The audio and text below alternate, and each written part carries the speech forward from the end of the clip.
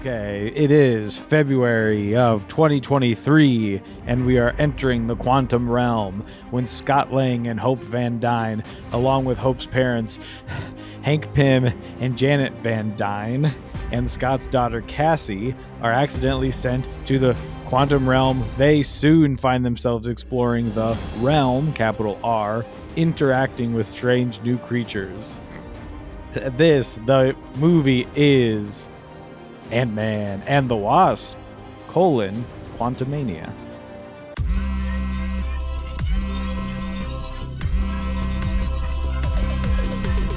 You've reached Hall in Mockery.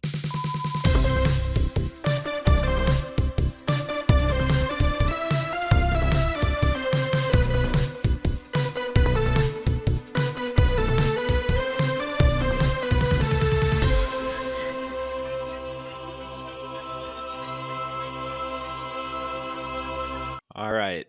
Well, we saw Antimania, Quantum, and the Wasps. Mm-hmm.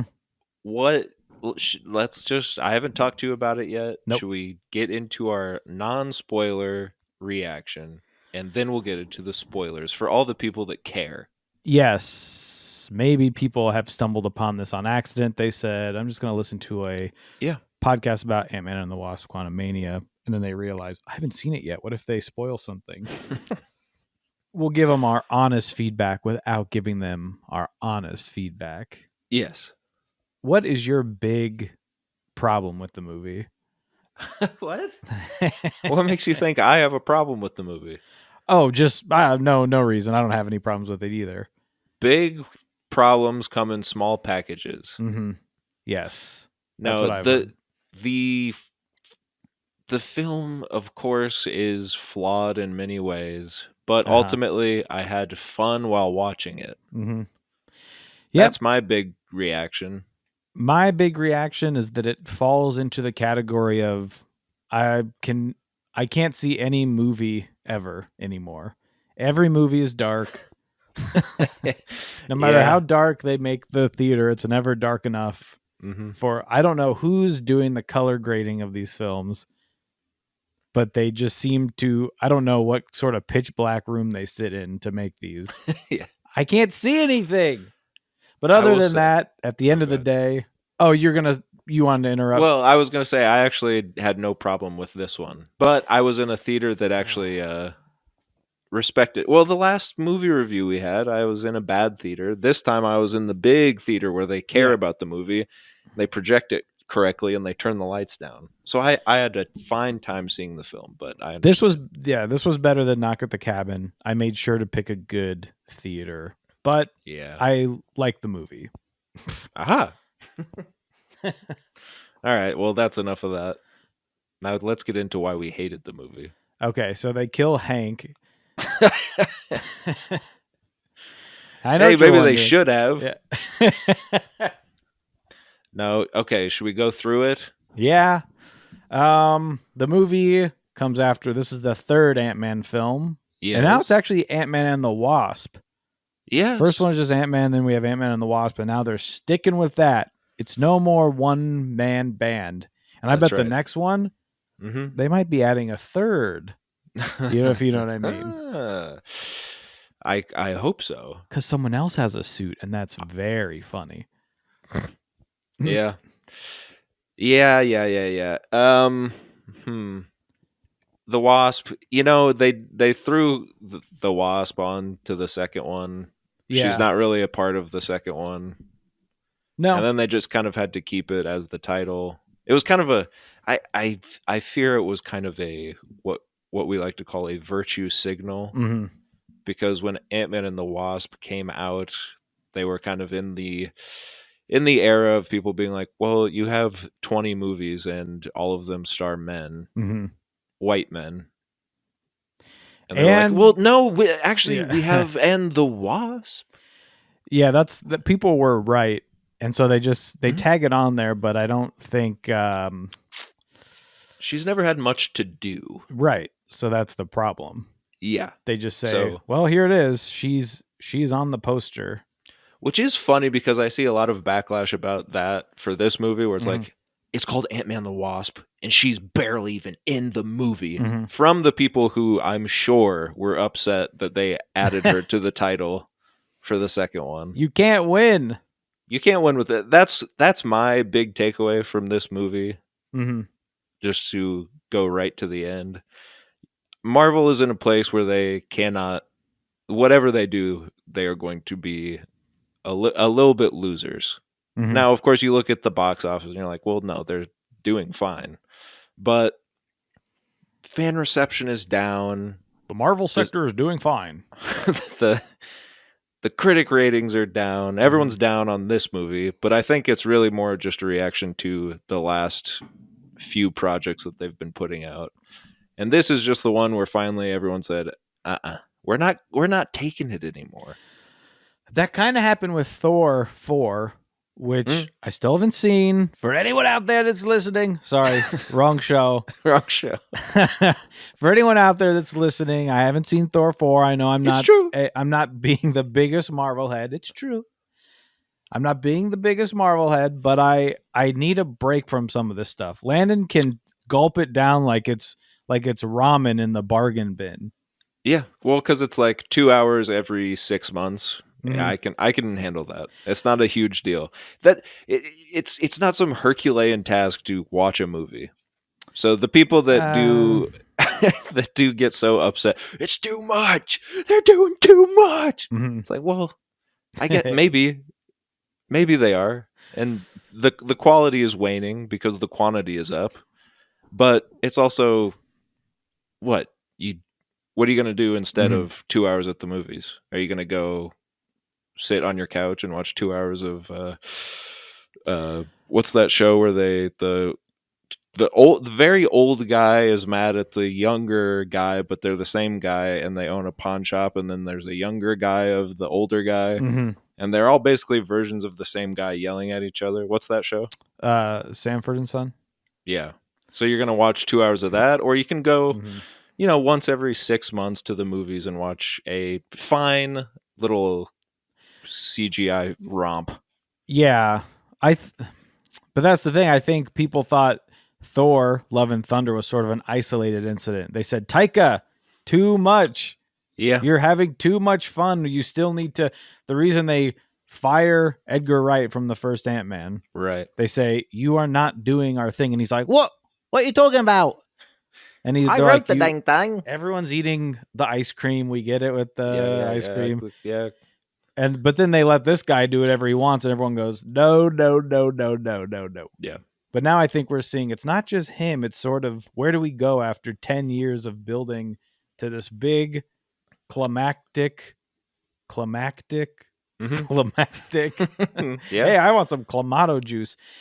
Head to clamatojuice.com and put in our offer code ABEVAGODA, and you will get 10% off your next order of Clamato juice. By the way, did you see I'm wearing my teeny weeny beanie in honor of Paul Rudd? That scared me because your screen, and we're in person together, but your screen froze up, and all of a sudden you had a huge hat on. All right, well, I want to get into the diagnosing the bigger Marvel picture later, but let's just get into the movie. So let's go through it, right? Yeah. We're set up with a lot of, are we going to criticize it throughout? Yeah. But I have one question. So have you watched Loki, the show on Disney Plus? No, I did. I wanted to ask, did I ask you beforehand if I needed to watch it? Did you? Because I read an article that was like, here's kind of what you need to watch. I rewatched Ant-Man and the Wasp before this one, but it said I need to watch Loki, and it said that he's in that movie as a different character. Jonathan Majors is in it as something. He Who Remains. Dorcas, whatever. Which is Kang. Yeah, it's all versions of Kang. That's when I went, uh-oh, because I didn't know if that was going to be confusing to me or the person with which I live who doesn't care. Right. Well, that's what I wanted to ask. Was it confusing? Because I have a theory that it wasn't. No. Your theory's right. I fear that for a lot of people, they are turned off by the idea that, well, there's too much stuff, I can't keep track. Mm-hmm. And that's kind of the narrative that is getting pushed by a lot of critics and stuff, where it's like there's too much now, which I agree with on Mm-hmm. the level of too much means not enough money and like overseeing of quality. Mm-hmm. But every single thing that people, even Endgame, you could watch that. In fact, I made someone watch I made someone watch that who Jeez, has never what seen the a hell? single Marvel movie. Oh, yeah. Unfortunately, I was there to witness this. Yes. And although I believe he did fall asleep for part of it, Uh-huh. he enjoyed it and said, "I probably should have seen some of the other ones, but it was good, and I wasn't really lost." I think that Marvel does a pretty good job of kind of tidily Mm-hmm. explaining things, pretty much as, here's where we're at, and then now this movie. Especially with these, I feel like Ant-Man has this one has voiceover. A lot Mhm. of voiceover, which is it's a book. He's reading from his book, so that's kind of Yeah. the joke. Because at the beginning, I was like, "Oh, we're just doing voiceover now." Yeah, yeah, yeah. I give this one a little leeway because it's one of the lighter films. But even Mhm. in the last Ant-Man, I feel like I haven't seen the first one since it came out, and I feel like they do a Mm. pretty good job of putting into the script, reminding people, a little bit of explanation of things you need to remember. Mhm. And that comes into this one too, like Darren the bee guy. Yeah. There's just a little reminder and a huge flashback sequence. Mhm. But they, other than the end credit stingers, that's Yeah. where it's. If I hadn't known he was in Loki, I Yeah. guess I would think that he's going to be in season 2. That's where I Right. would be confused. Which is fine though. Yeah, because I don't care. I got to see Owen Wilson and his mustache. Yeah. So I But went, like okay.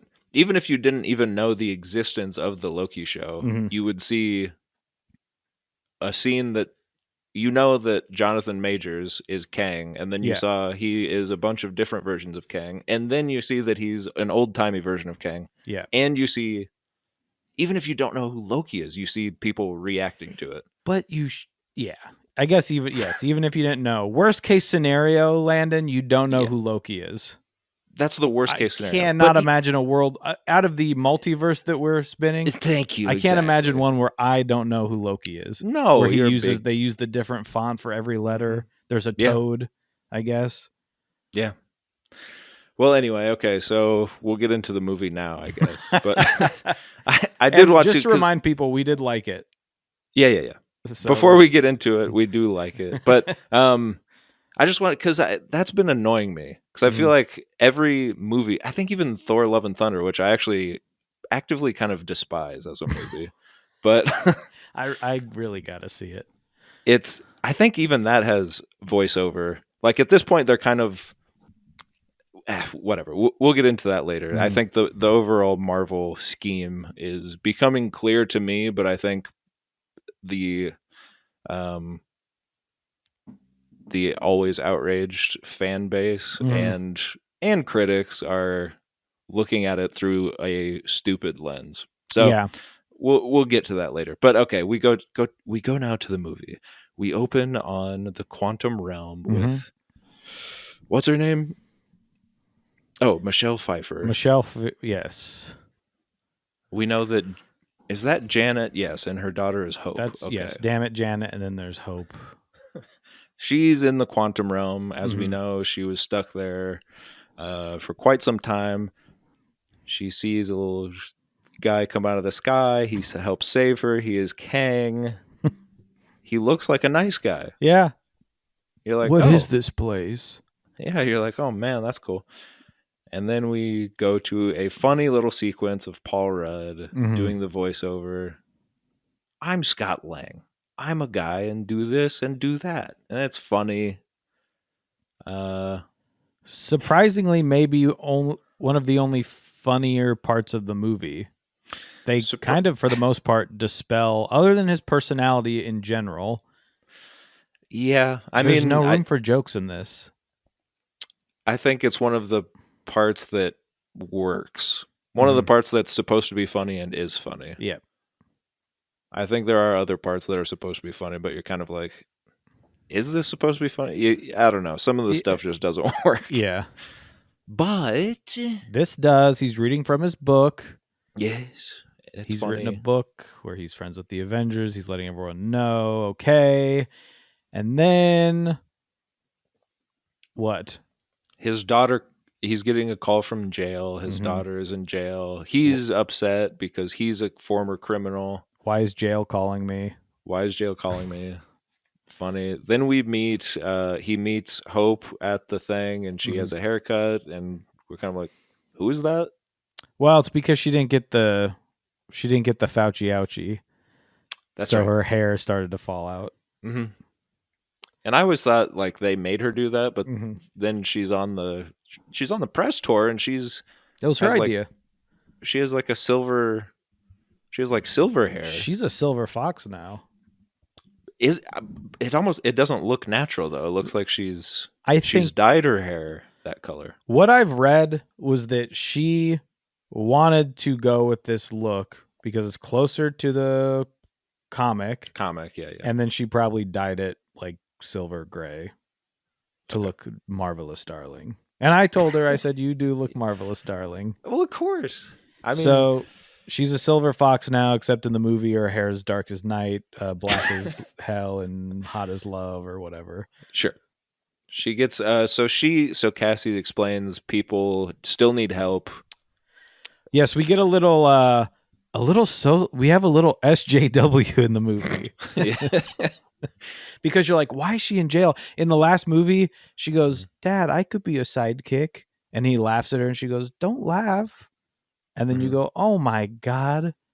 She just wants to help her dad." Now she's older and you go, "Oh no, she's running with the bad kids." Well, it depends on what side you're on. Yeah, I guess for the people who like that we just even said SJW, they will disagree with Cassie. But of course, we are on the side of Cassie. Yes, she shrinks the right? cop car because yeah, so we're on the side of the law, right? Be it her law or the cop's law. Yeah. She's not a bootlicker. She's not licking no boots. She shrinks one of the bootlicker's cars, and you got to be mad at her, but you're not. And he's mad because he's been to jail. So we go to dinner with the family. And she kind of, and I hate to put it this way, she kind of shits all over him. Yeah. For sort of reasons I don't understand. I'm not exactly sure. Well, that's what's okay. So here's my first issue with the movie. There is a darker version of this movie that is probably way better. Yeah. Where she is mad that he was gone or whatever. Or she is mad, like actually mad and resentful of him because he's not living up to his potential of helping people because he is a hero. But what's instead, the timeline? What's the timeline? Well, let's see. Like he's gone for 5 years or whatever? Well, he accidentally got sucked into the quantum realm, I think, right? Yeah, at the end of Ant-Man and the Wasp. The blip happens. The blip happens. He comes back, finds her. She's old now. And then this movie happens. So because he wrote a book, he's not helping people? Like, because he's taking a break? If my dad got sucked into the quantum realm, I'd say take the week. Literally give, yeah. No, I'd say, yeah, you at least a couple years, just sit back and relax. Also, that's her point, though, I guess, because there's not, as we know now, or, at the time anyway, there's not a interdimensional sort of huge threat, but there are still people that need help. So her point is that maybe we don't need to work on this giant, large scale, but we can work at the local level. She's more of she's not about federal government. She's about your local and state senators. She's thinking globally, but acting locally. She's a local yokel, and she wants her dad to be as well. Right. But he says, well, that's fine. I know you want to help people, but you also can't help people from jail. Mhm. Basically, you have to know when and where to fight, Mhm. because if you fight everything, he doesn't say all this. This is what I'm extrapolating, and probably what would have been better if he would have Mhm. at some point said, I went to jail because I was fighting what I thought was the good fight. Right? Because he found out that his company was stealing, so he stole back from his company. I didn't Yeah. rewatch Ant-Man, but I think Something that's the like gist that. of it. Yeah. Right? So He's a robber or something. he went to jail initially because he was trying to be a little Peter Pan-esque, Mhm. right? I think I there's think more so, there. or people that- are pissed off at us. Yeah, I probably should have looked this up, but that's my memory of it. Okay, but here's the thing. Here's the other thing. When she's mad about that, he started a company called XCon Mhm. that helps rehabilitated Yeah, prisoners get he's- jobs. He's doing that. he's doing good work. It just so happens that he's also like kind of living on riding the coattails of his he's resting on his laurels. A little Of- bit. He feels like he deserves I'm But- an Avenger. Like you said, he does. Which he says, he was like, I saved the world against a giant purple guy or whatever. Yeah, and it's not his fault he got sucked into a thing. Yeah. Trust me. Okay, so anyway, so that's my also I don't necessarily like that the fun of the Ant-Man movies, and other people have talked about this, but the fun of them is always his little crew of friends. Louise, I know you're upset, isn't there? And the rest. Yes, justice for Louise. So I think we could have had we could have another 5-minute scene of these guys, can't we? And we have, and I'm going to not say this right, David Dasmalchian. Desmalchian. He gets to play a voice in the movie. Yeah. So why not just have one little? They have Neil Hamburger running around, absolutely destroying. The crowd's on their knees. Yeah. By the crowd, I mean me. But he's like, you can't have Louise, you can't have T.I. come in for a half day. I don't know, I think it would have been funny, but I guess they'll bring him back. they'll bring him back. I In think a it would big have been funny and interesting if one of them got to be sucked in. Because we have so many characters in the quantum realm already that I feel like don't go anywhere. Right. We'll get Yeah, there, and we do we'll like get the there. movie. It's fun. I It's just fun. think with this dinner scene, I can see the writing. I can see the cracks I can see the matrix in front of me of them. We need to have some sort of, there needs to be some tension between father and daughter. But that's the issue, because even if it doesn't make sense. Right. I think they wanted both. They wanted it both ways. They want Paul Rudd and what's her nuts, the actor. I can't think. Catherine something. Catherine. Help me out. It's not O'Hara. Okay, so Catherine, not O'Hara. Maybe it's not even Catherine. Newton. She's a fig. She's like the fig. Not a great cookie, but a great fig product. And much like on my birthday, as you were saying, they want it both ways. Yes. They want, because they have good chemistry and they are fun together. They want that, but they also want her to be mad at him. Yeah. You can't do that. You can't do that. But wouldn't it be so impactful if later, when he does finally make the choice to stand up for the freedom fighters in the quantum realm, instead of just saying, hey man, this isn't my fight, but even then he still doesn't, he only does it to save her. Right. It's all about her.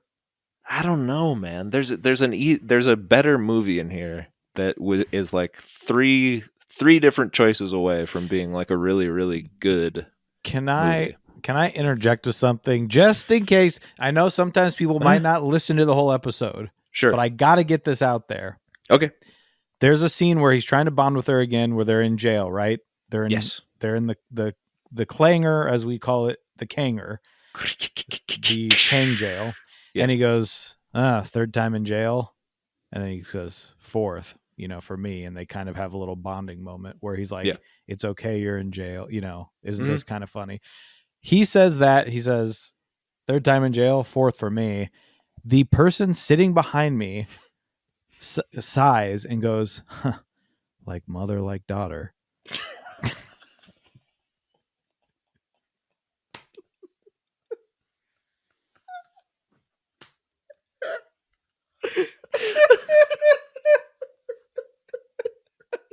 It's one of the most baffling things I've ever experienced.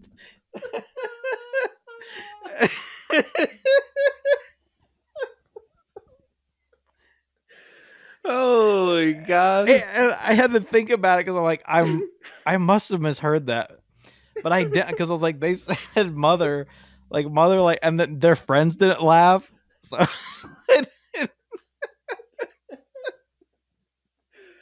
Oh. I didn't know if it was a joke. Oh my God. It was awesome. Well, here, this reminds me. What happens to her mom in Ant-Man and the Wasp? Nothing. They don't move away or anything? No, because it ends with them all hugging. It's like him. That's what I thought. And what's his face, Bobby. So why at the end is she Boucher. not there? Because they're on good terms at this point. Yeah. At the Wouldn't end she- of the movie, Don't you think? When he's having like her fake birthday party? maybe I just want to see Greer. Get her in the movie. Yeah. Here's what I think happened. My I think happiness goes up tenfold when I see her delightful little face. So, Ant-Man and the Wasp ends with Judy Greer, delightful little face, and Bobby Cannavale, Yes. and they're hugging, right? Because he comes out and they all hug, and it's one of the funny thing about their dynamic is her new husband and him like each other. Right. It's not the typical. Right. It's like That's he right. loves Scott as much as he loves his wife.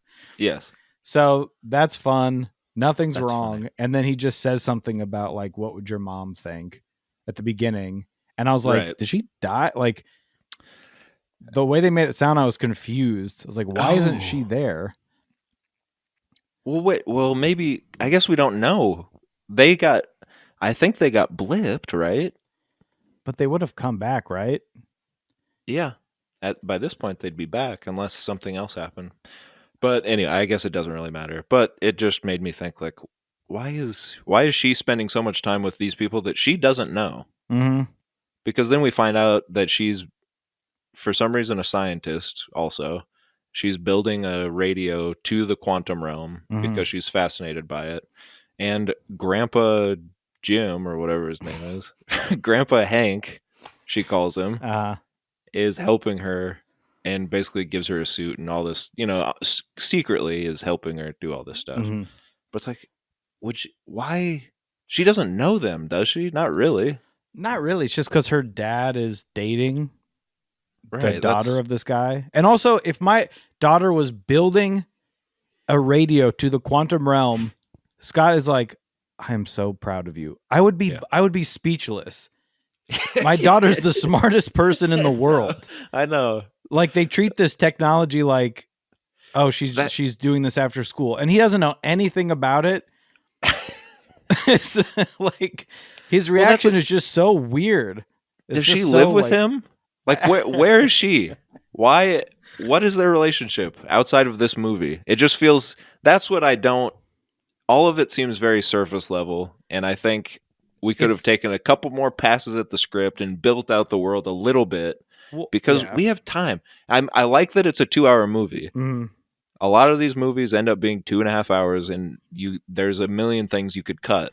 This one, I think you could have used a little more, and some stuff could have been cut in the quantum realm. But this part is all rushed. It's just set up because they get it so quick. They get down to the basement. She's like, don't touch that, and it explodes, and that's it. Yeah. Like, it's just all set up. With how quick they got to the quantum realm, I thought for sure that, the stuff we've seen in the trailers is going just to the be first like part of the the first movie. act. Yeah. Yeah. I thought for sure we'd come back to the world, and Kang also would, or something like that. Yeah. But no, we spend the rest of the movie down there, and it's not good. I No, thought it's budget wise fun. too. I was like, the whole Yeah. movie can't be this. Yeah. This is Well, more and we'll money than get to Avengers would be. Well, and yeah. we'll get to that, won't we? But yeah, I thought when they were trying to get back, I thought he would break into the world too. Yeah. And they deal with him in the real world. No. I was excited for that. Yeah. I was reaching to the No. screen. I was like the guy that was sitting next to me that was sitting with his head in his hands all the time. And random times throughout, he would just hold his hand out like he would go, and then he'd slam it down on his pants. But he had his pants were full of change. So it would just be like a bunch of change in his pocket. But it was at points where I didn't understand. It was like the one guy's like, I don't have any holes. And he goes, Puh. And I was just like, Was he mad? Surrounded by, yeah, he was just like exhausted, or he couldn't believe it. He has to have at least one hole. No holes. That's not like the comics. That was me when Kang wouldn't come into the real world. Yeah. The guy sitting next to me at my screening was texting basically the whole time. Which is always weird because it's always like a teenager who is there with, like, you came to this. Yeah. I know it's probably not cool to like it right now for a teen, but you did come. You secretly came to the movie. And I know that you like it because you're at the movie. Like, you want to see what happens, but you are so exasperated. It's the teenage thing, I guess, but we're all in this together. There was a teenager in mine, a gaggle of teenagers came in at the right before the movie started, and I went, oh, shit. And then there was one point where some people left the theater, and one of them just started waving bye to them, and it made me laugh. Because I was like, he thinks that's funny, and his friends are probably laughing. Yeah. It reminds you of a few years ago when we were teenagers. Yeah. 3 or 4 years ago. So we get to but also, by the way, Janet is like, you did what to the quantum realm? You can't send a signal to the quantum realm. Go ahead. I have the same issue. Go ahead. 2 hours, it's like, just give us the information. Because it's always just like, why can't you tell us what's going on? Why can't you tell us what's going on? It's one of the most, it's used all the time in movies, yes. So it's not, but it's not just this movie. It's the worst contrivance ever, that a character knows what's happening but won't tell anyone else. When obviously just telling them will help the whole situation. They'll obviously understand immediately. Yeah. If you're like, there's someone evil down there, he's going to find us. Just say that, and then we'll discuss it. I know you're traumatized by what happened, because but why? Yeah, I'm trying to protect you. It's like, then tell them why. You're acting like it, like this. Yes, this is all crazy stuff that's happening. Sure. So why wouldn't they believe you if you said that? Exactly. Or like, what do you think's going to happen? They're not going to believe you, and then they'll find out anyway. It's just like she thinks saying his name or something is gonna. I don't know. Because even to the point where, surprise, we get Mr. Bill O'Murray in the film. And she's still talking to him and like won't just tell them. She just, they're all on their own green screen, like on separate days. He's just talking to her and she's just staring at him for 10 minutes. And then Michael Douglas is like somewhere. He's in his basement. Like, he didn't even come in. They sent him the gear. I think him and Bill Murray must hate each other. It seemed like he's like, I'm Bill not Murray. coming the day that Bill's there. It's not going to happen. Yeah. And they're like, do you want us to write your hearing aid into the movie? Yes or no? I know. Well, I was wondering if they were going to address the fact that it's just very obvious that he's wearing a hearing aid. I was going to bring it up I was like, in my notes, it was going to be like, was this a character thing? Then at the end, we find out why. Whatever. Yeah. But okay, so yeah, she will not tell them what's going on. We as the audience know what's going on. So what's the point of not telling them? Like, you're not surprising us when you say Kang's down there. We know. We're idiots that go to these movies. But if it's a and we've seen the trailer. That's what I mean. It's not yeah. like it's not an M. Night And Shyamalanian twist. of course, even if we don't know, we know because we've seen a movie before. Right. That's what I hate about any movie, not just this one. That's like, well, to build suspense, we'll hold off. Just tell us, or make a better movie, because it does It's no just good. we have to. It's almost like they don't have the story to expand. And I think that's what we're talking about. Is like Yeah. cutting some parts out where it's just expanding the story for the I don't know for length. Yeah, because it would have been, in my opinion, just my opinion. We don't get enough of Hope and Janet, which We got no hope. I think the reason they're trying to do this, they're trying to create tension between Hope and Janet because they have something from the other movies where like they like each other but also are mad at each other or whatever. And Hank, where like Hope was mad at Hank because her mom died, but actually she was alive and all this stuff, right? Yeah. So you take everyone's familial issues and you magnify them by making them small in the quantum realm, and you split them up. You have one family there, and you have Paul and Cassie, or Scott and Cassie, on their own journey, figuring out their issues. You have the Van Dyne Pym family in the other side of the realm, figuring out their issues. Fine, that's fine. Or you just let it be Ant-Man and his daughter, which is the story that you want to tell. Like, obviously, I don't think they were committed really to either story enough so just pick one. We don't need the whole family. Yeah. No, because you also see them going through the same, and we'll get here because I got something to say about this too, but like they have to drink the goo.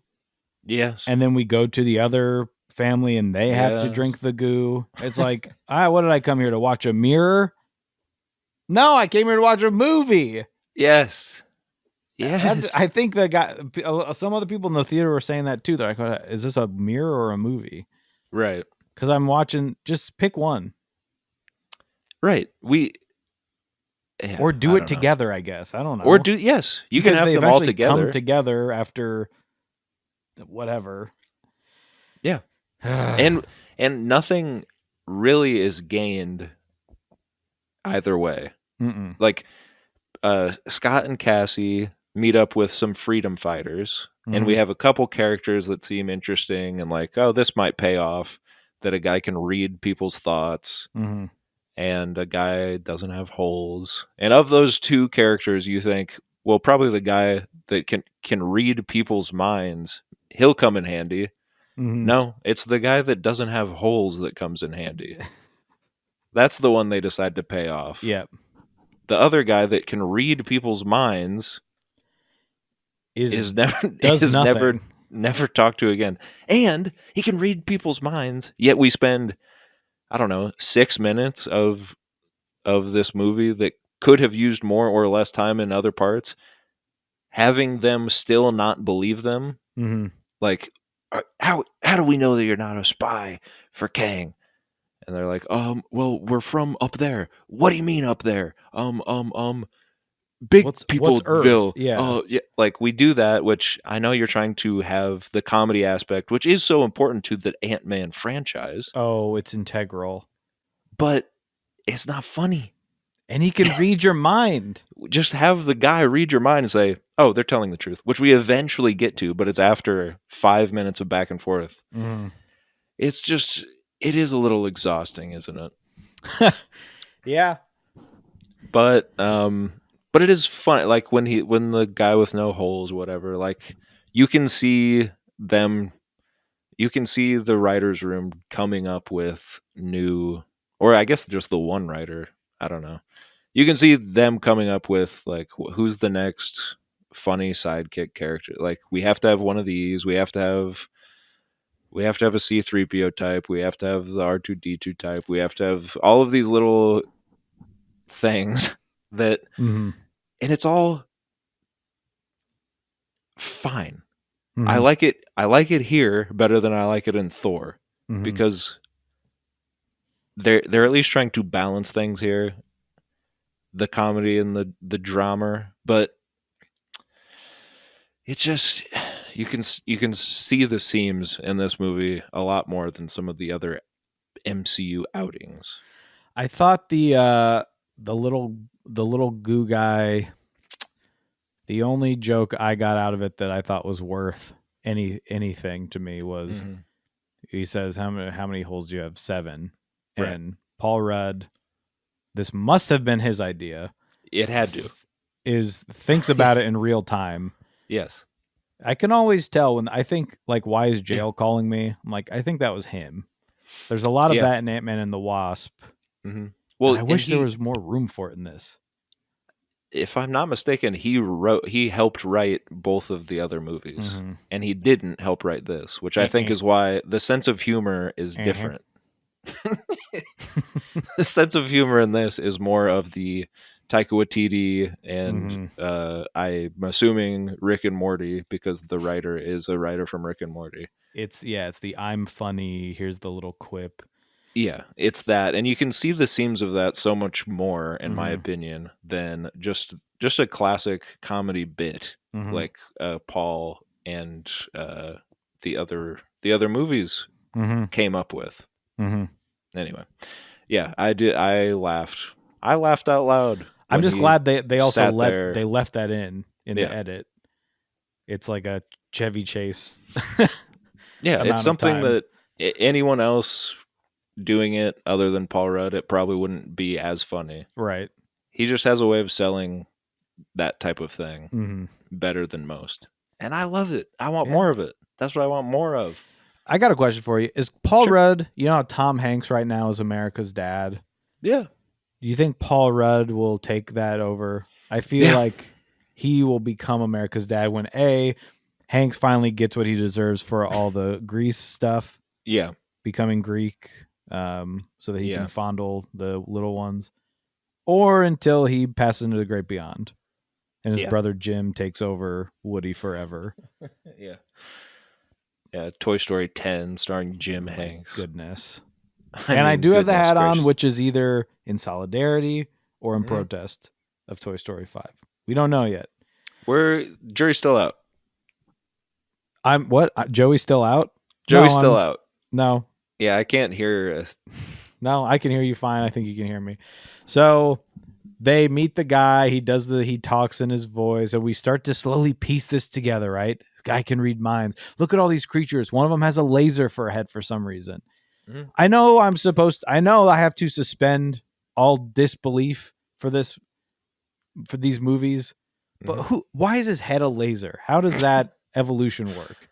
Well, maybe Why he are some was. people just like little bandits? They're just little grums from Star Wars.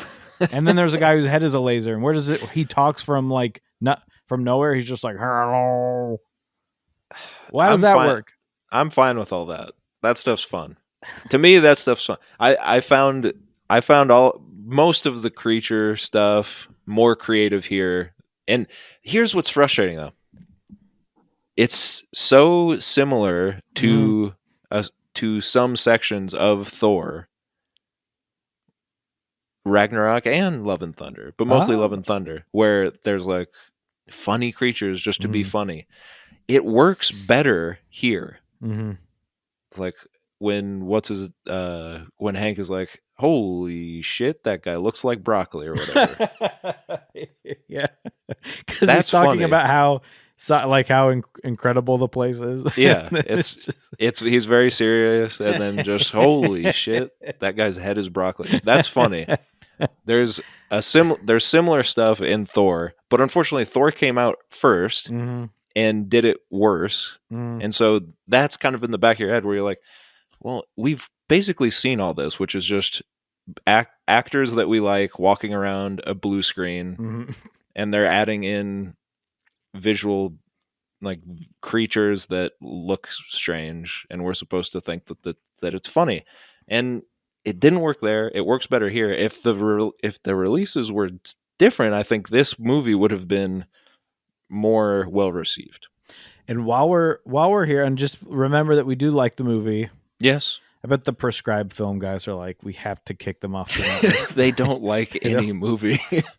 When we get to the quantum realm, when we're dealing with these little fractions of people, I mean, kind of literally, they're so Literally. small. They're so small. The I don't know buildings if- walk. Your buildings are alive. Yours are dead. So See, that stuff works for me. That's fine. That's funny to me. I like when at the end. I mean, it's not funny, but it's like It's not funny. But at the end, you see one of the buildings holding another one of the buildings that's dying. Yeah, I was sad. Yeah, that's and it's funny. Like that's creative. Yeah, To me, that's creative. and I don't get why his head's a laser. So I don't think I've seen a movie in the past probably 20 years where it's Why? I just don't like them. Okay, go ahead. I don't think it's been as obvious to me where like the set of fake rocks ends and the green screen begins. Yeah. Like okay. it's like the size of the room I'm in. It's like, okay, we'll have a couple guys standing on these rocks. It doesn't even extend past that. Like Yeah. they don't even have CG people behind it. It's just like, and past that, it's just like swirls. It's so Yeah. weird. Here's okay. Well, I will say I just read today that the rumor is that Marvel put all of the a lot of the VFX budget that was on this movie over to Black Panther because that one had bad VFX the first time around. Yeah. And they're like, we can't do this again. Is my imagining of how that went. But so they were struggling to even reach their deadline, and of course we stand in solidarity with the VFX artists. Yes. Of course. They're overworked and underpaid. Of course, of course. But I think some of it was fine. You see this a lot on the internet where they take a screenshot and they're like, really? This is the type of movie we're making in 2023. And it does look bad, but also a movie is moving. The images are moving. You can get away with stuff that looks bad when the camera is panning left and right and moving all around. If you take a screenshot, stuff looks bad. And you're looking at the characters. You're not like usually in those, right? When you're still on something, like I'm looking at Kang absolutely destroy, right? Right. I'm not looking at like, well, it looks like his feet aren't actually touching the ground because everything's green screen. Yeah. But there was the worst scene, in my opinion, as far as VFX, was when the Pym family was walking out in like the desert. I think this is also why they make everything so dark now, because it's easier to trick your eye into thinking it looks real, because they walk out into a bright desert and it is truly terrible. you can for sure see that like none of the lighting matched, and you do feel bad for the VFX people because they're like, you are giving us nothing. We can't. They have to match lighting that wasn't captured on the day, and like add shadows and stuff. All this stuff, it looks terrible. But this had me thinking, why? And probably this would never actually work, and maybe they had similar thoughts, but we're working in the multiverse, we're working in the quantum realm. What if we just shrunk it down and made it an animated movie? Why not? It's more, it takes me out of the movie more to see obviously not Paul Rudd standing in the quantum realm than to just see, what if he shrinks down so far and it's so strange there that he's a little CGI version of Paul Rudd. Yeah. That's fine. That would be interesting. I don't know. It'd be kind of crazy, but wouldn't that, I don't know, you'd have a lot more leeway to do whatever you wanted down there. Yeah. Just a thought. I don't know, because it's getting to the point where every movie has to have all of this stuff. But if you don't have the budget or time to do it, it looks bad. And everyone's more aware of how good it can look and how bad it looks when you don't do it well. Yeah, Don't even paint yourself into that corner. you've just got so much of it to do too. Yeah. Like, and it is like with the desert stuff, you can tell they're just on a set that is so big. Yeah. It's just weird. It's just weird. Yeah. I don't understand. I just don't understand. And some of it, it's like, I feel like it is different because they have so many studios, as we've, someone's not keeping up with the other studios. They're not all Yeah. uniform in like what they can do. Yeah, because some stuff looks incredible. Like some stuff looked great.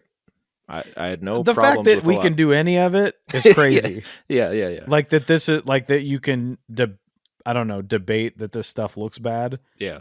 after sitting through a 7-part whatever like Industrial Light and Magic thing. Right. Where they're like, we had to put an X-wing on a string and make sure that it went the same speed every time and cut it out piece by piece.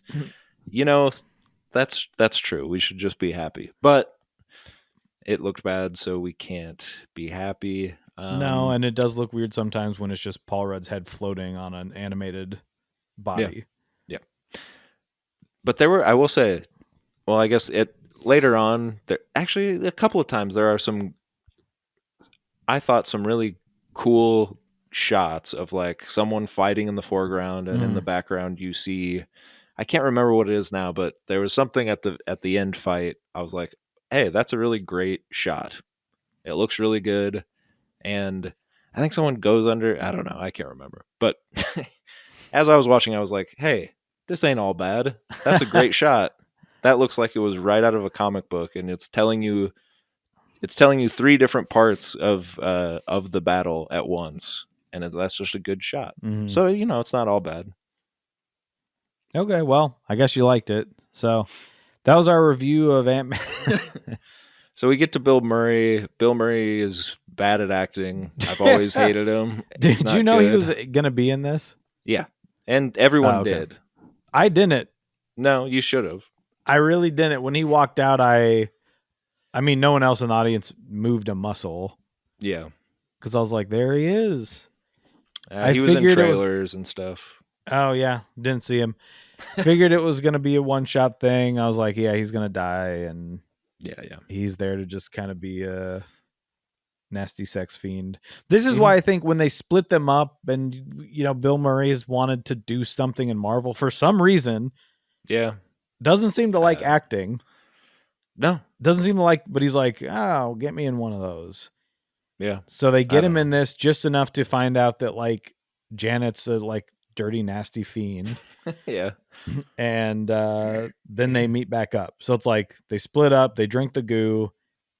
She meets him. And again, this so infuriating. She meets with him and she's like, you tried to help me. Yeah. And like, but now you're against him. But that does nothing. No. Why? He doesn't even need to exist in this movie. No, because they they just get were away. like, we got Bill Murray. We have to. Yeah. Like, it seems like what can we have him do? And I do. Part of me is like, I do want to. Like, sometimes things can just be in movies for the fun of seeing it be in a movie. But then have it be fun. Why is Bill Murray so intent on not being funny? And it's like when he was in the Ghostbusters remake, where he's like, I'm going to play a guy that doesn't believe in ghosts. I'm not funny. And then I die. Yeah. Like, why? Yeah. He's always been an enigma to me, and everyone's infatuation with him also an enigma to me. But I do have the bumper sticker that says Bill effing Murray. Yeah. So it's him in a bow tie, I guess, that he wore. He crashed someone's wedding, and that's, I guess, funny. Crashed the wedding, made out with the wife. Yeah, and then like punched Seth Green and like hurt a lady or something. So no, he's he's really funny and cool. I think he put Seth Green in a trash can and rolled him down a hill. Yeah, and then hurt at least one woman. Right. And put her in another trash can, rolled her down a hill. Probably more. So no, but he's cool. No, you guys. But they got him in the movie. You guys should keep liking him. Yeah, they got him in the movie. Okay, so they get a ship.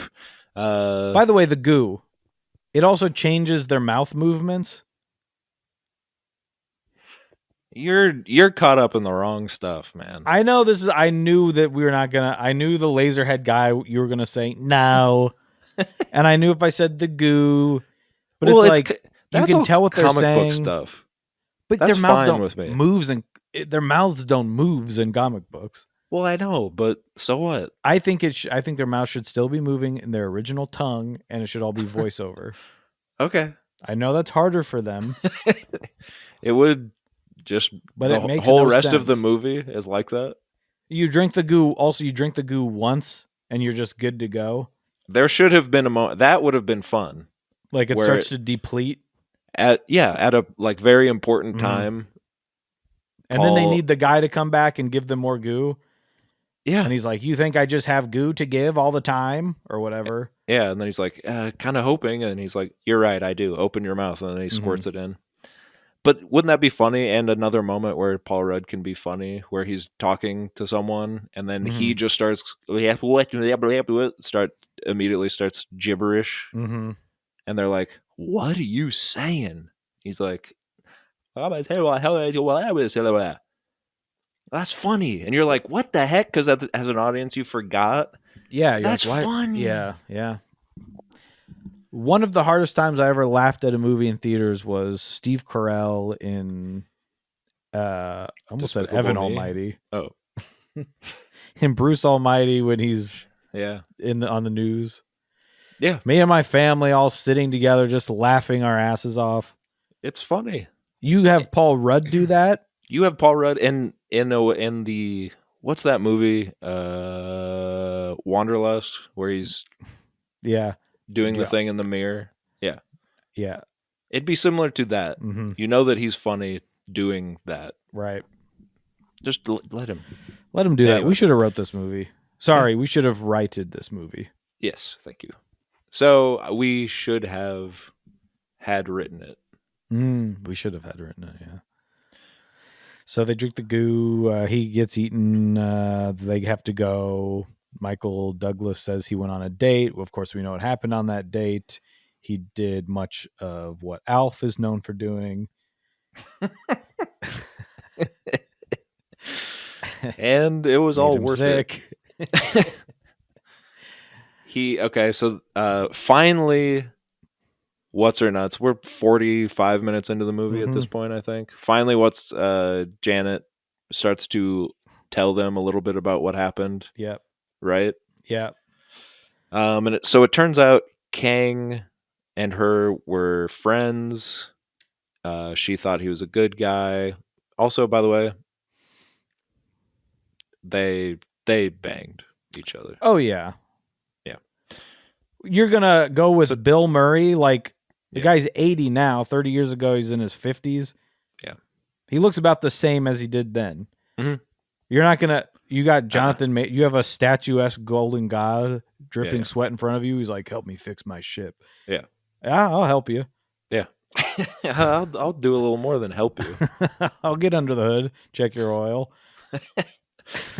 So she helped him build his time machine, Mhm. basically, because it crashed and it Yes. broke. Quote Now, unquote. yes, she has the ability to repair it. He does not. Yeah, she had to help him hook a hose up to the ball to supply some like power juice to it. Yeah.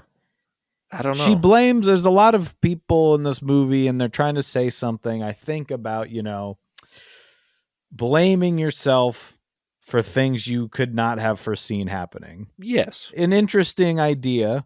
Sure. And they're constantly trying to remind each other this is not your fault. You couldn't Right. have known.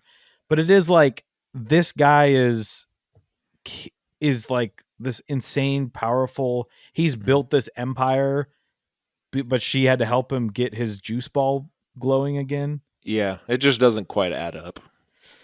But so she touches the juice ball once she has it rebuilt, Yeah. and she sees that he's actually killed multiple universes. He's destroyed people's lives, and she's like, I can't let you have this. I can't let you take me home, because if you take me home, you're going to destroy my world. And he's like, I promise, not your world. She's like, I don't know if I can believe you. Let me sit on you one last time and see. And then, and then she makes it big, big, big, and it explodes.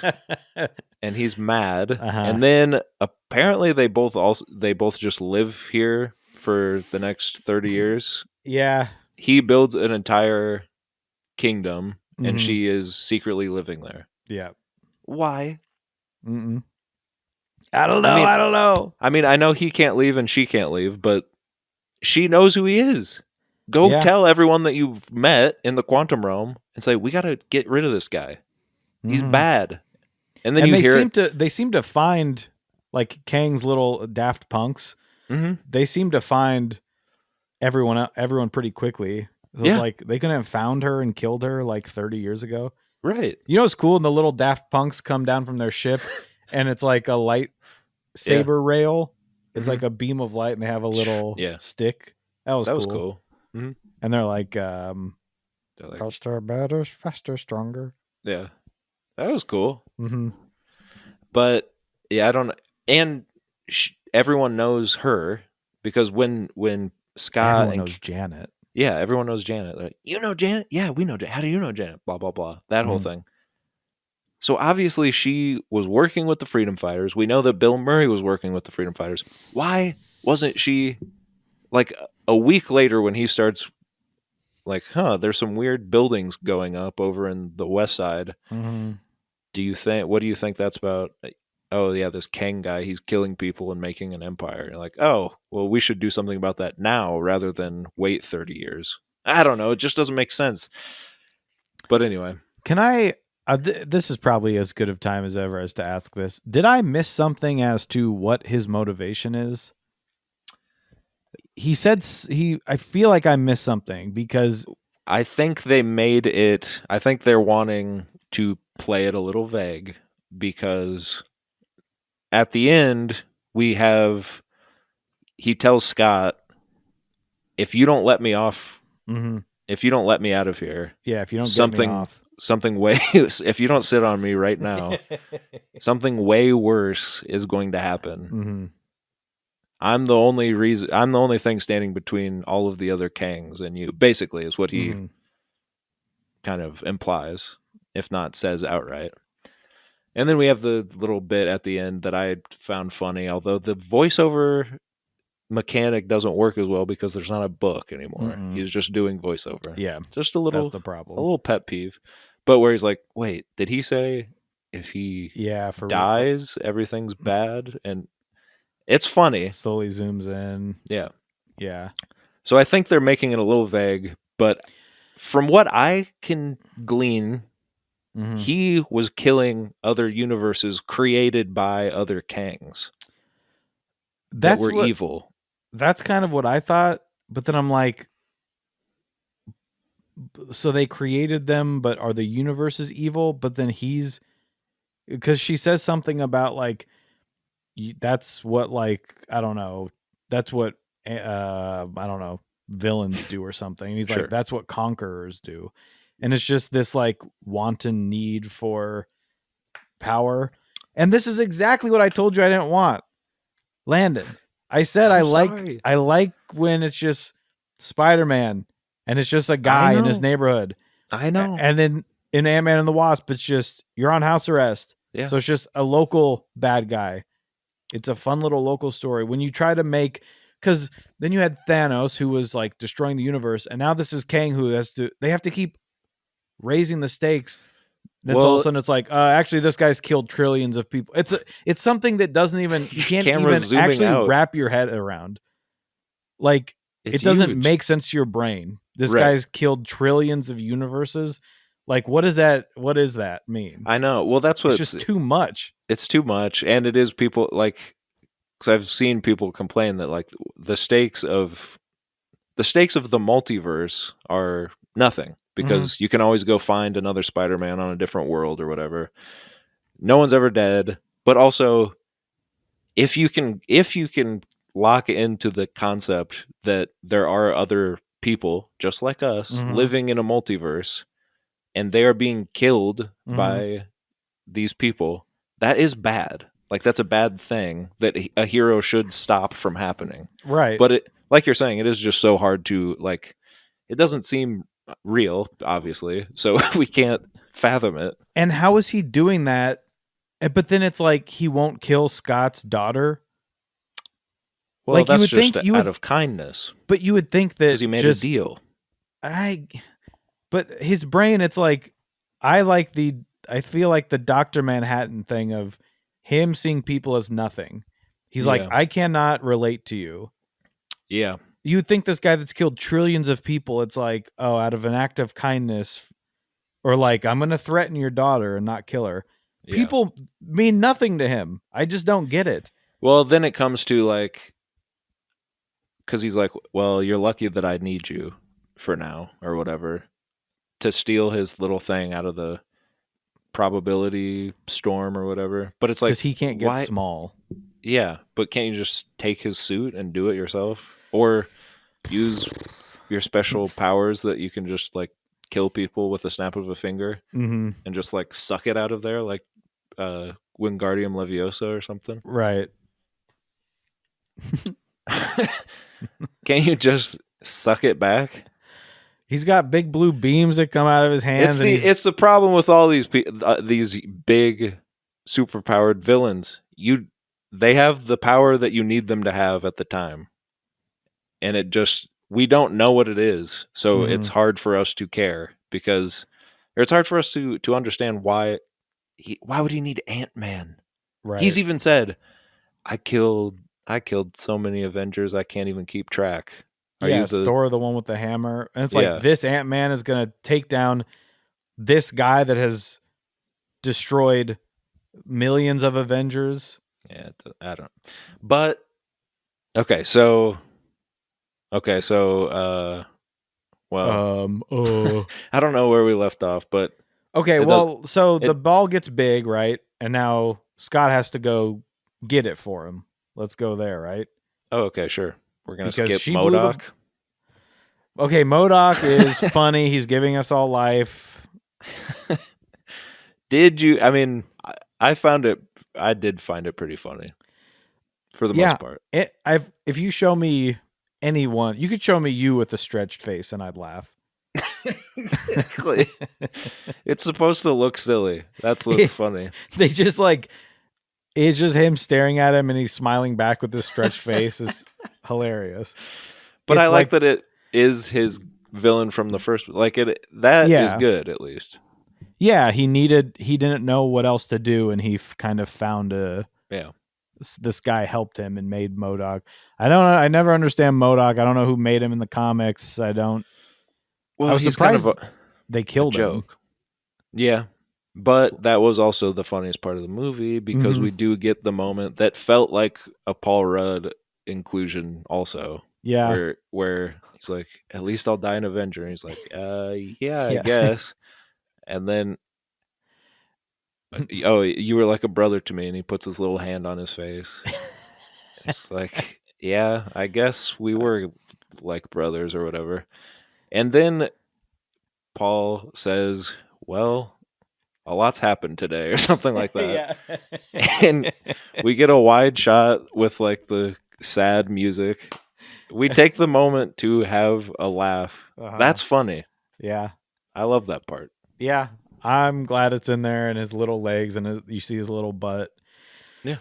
It's kind of, it reminded me of the Hector Hammond, the Peter Sarsgaard Green Lantern. Yeah. Where he's just a huge head. And in the comics, all that stuff's always like gross or looks weird. Yeah. But there's no way to do that to an actual person without it being the funniest thing I've ever seen. Yeah. That's and I think they know that. In Green Lantern, they play it like serious. I mean, people are like, oh, he looks weird. But I'm like, he looks hilarious. Yeah, it's funny. This, it's funny. Yeah. He's like, oh, you got your little, it's like kind of like a Bjorn. Yeah. So it's funny. That's all great. that stuff works. So the only thing I didn't really like is like, don't be a dick. Yeah. I don't know. Because it wasn't earned. Yeah, it wasn't earned. Because what is there is he knew her as a little girl. And you could almost start to see like, oh, maybe this is going to affect him. Because when he's chasing her, Like, oh, that's right. They have a connection. He has known her whole life, but it's just kind of ends up being like a. That's where it's like, oh, we can throw a laugh line in, but it's not funny and it doesn't work on a Right. character It's level. the So it's humor just of don't be a dick is the joke. Like, right. oh, Yeah. it's like it's just one of those jokes where I feel like the swear word is the joke, Right. and it's Yeah. just It doesn't uh-uh. work. Yeah. So we have a huge battle. Ant-Man goes into before the battle, I guess. Ant-Man goes into the probability storm and sees a bunch of different versions of him. All the Oh, probabilities. by the Oh, way, okay. as he goes into the probability storm, right? Yes. He flies through, and all of a sudden it gets louder and louder, and then quiet, nothing. Yeah. As it gets quiet, the person behind me farted. And I think they thought they were safe because it happens unexpectedly, and they were farting. It's completely quiet, and someone farted. So that was That's kind of my funny. take on it. That's funny. That's Hey, my take on it. I love that. I like this scene. I think it was interesting. It's Mhm, at least doing something with. We're in a crazy world, and all mhm, we've seen is like some crazy people with different heads than they mhm, should have. This is something that's more interesting to me. mhm. But and I like that that felt earned where they all start working together because the probability of them all wanting to save Cassie is the same, is 100%. You get Baskin Robbins, Yeah, that's funny. Hank in there. Hank, Hank, I do what think can I get for you? they could have. So they're all Ant-Man except one. I Yeah. don't know. You'd think maybe No, I thought about that too. I was like, not one of them is not wearing the suit, other than that one. it could have been interesting to see one that, and maybe they did all this and Mhm, decided to cut it for time and whatever, but you see one that is still a criminal, mhm. they talk about something interesting for a second, or just the sight of it. Yeah. I don't know. There's some, that's the tale of this movie to me. That you could always there's something deeper that could have been done that would have made it better in basically every scene. Yeah, there was something weird about and then I guess what's her nuts? Wasp. She's flying in, Yeah. right? Hope comes Hmm. flying in. And then he's like, "Hope, are you real?" And she says, "Yeah," or whatever. Yeah. And then he's like, "So," and then his response is, "So let's do this." And I'm just Yeah. like, it's just such a nothing. Well, Like and it they does. need him to say something in the ADR booth. Yeah. This is the kind of this is where the movie just has that generic flavor of Yeah. another Marvel movie. Yeah. Just like they're just little motivational. Then let's do this. But I'm Hmm. like, what is that? You both know the plan. Right. You Like, what are you both talking know. about? Let's do what? Yeah. Well, So I was pissed. because maybe she would have known what to do because Janet told her what she did in the first place to make it Mm-hmm. big. I guess Yeah, that's maybe they. true. I guess I guess maybe they both just knew. Well, it's big, so we have to shrink it. Yeah. I also didn't know why suddenly all of the other probabilities just Mm-hmm. vanished when she came in. Yeah. It's just Well, like they needed. They're like, this would be a good scene, and then they all convenience. disappear. Yeah, I don't know. But It is weird because you see them all kind of flying off them, mm, which looks cool. But I'm like, well, eh, you can't think about it too much no, because some of this at the end of stuff. the day, it makes no sense. Yeah. So okay, he brings it back to Kang because he has the daughter Mm, and he has to get Cassie back. Again, this could have there could have been something more interesting. He wants to be a hero, but he also wants his daughter. I don't know. There's something more here, but it all is just very generic, like you're saying. yep. They fight. Oh, and then Hank brings an army of ants that were in a different reality, seeing 1,000 lifetimes. Okay, I had written this down to, let me see here. My question was, so he said the ants went through some sort of time compression, or there was Yeah. some phrase he used. Mm-hmm. But I was like, all the ants went through that? Yeah. Like, I don't understand why only that. Like, it was just all this shit was falling into the quantum realm. Right. So why did all the ants went through this time compression and none of them did? It's like they needed something to defeat. That's just one of those things where it's like, oh, this is convenient. That Well, and what I'm thinking is that's where you have Hank also go there. mhm. And then because you want to explore Hope and Janet, Yeah, you have mom and daughter and dad and daughter. And then Hank comes in as a deus ex machina. I was gonna say, yeah, the our hand of God right now is just a bunch of ants. You could have him be like, I've lived 1,000 years. Yeah. And he rides in on an ant Yeah. dressed Got as some a crazy little suit on. commie. And he's like, yeah. And then they're like, what the heck? And then we see a little 3-minute montage of what happened to him. Mm-hmm. I don't know. You could have done that. Or if you have Louise stop by family dinner and he comes down and checks it out, or he's late to the party and comes down and sees everyone's gone, he gets sucked in. You know, just to throw, just to get someone else in the fray a little bit. You're making me sad now. I Wouldn't wish that be I could see funny? our Ant-Man. Wouldn't that be funny? He comes in and then they're like, "What the hell are you doing here?" Yeah. And then he does the same bit that we're all wanting him to do from the first two, where he retells the story fast. Right, Morrissey talks about Morrissey. There's all the greatest hits you could really get out of this guy.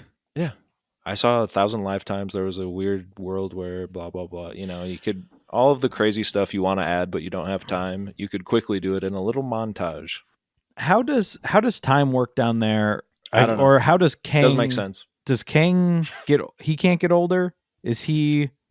We don't really know about it. I think he's above time because so he doesn't. Michelle Pfeiffer has she gets very old. gracefully become her own Silver Fox. She's still my Catwoman. But he's still oh, easy, kitty. You know what he does. You know what Michael Douglas you does. don't want to be a cat around that Catwoman. He has a freaking heart attack around that. Yeah. But then Kang's still like a, lead lined. Yeah, sex beast. Yeah. He's the same age. Yeah. He doesn't age, or what's the? He says you don't. He's above time. Oh. Time doesn't exist for him. Time doesn't exist. I think down there either, but she's still got older, right? I don't know. I think it might. I don't know. They didn't say they're explain outside of time, right? Yeah, but I don't know. They didn't really explain. They didn't explain also why when he finds her in Ant-Man and the Wasp, he lands and it's all weird around him and she gets in and they go home. Right. But then when they come back for this one, he's like, I don't remember any of this. And she's like, because you weren't in this, like, you didn't go this deep or something. So I'm like, how did she get out of that level to find him? Yeah, all that stuff doesn't make sense. And doesn't at the end of that, Scott goes into the quantum realm forever, or we think, right? Yeah, forever, idiot. Well, that's what we think at the end, right? You think he's going because we don't know. But he's just floating in nothing. Yeah, Landon's brain just exploded. But he goes into the quantum realm and we don't see any of this stuff either. He's just floating in nothing. Wouldn't that be interesting if you take all of the family out? You zap down just him and Cassie, and she's like, she has no idea what to do here. And in a strange turn of events, Ant-Man knows exactly what to do here because he's been here before. He was here for 5 years.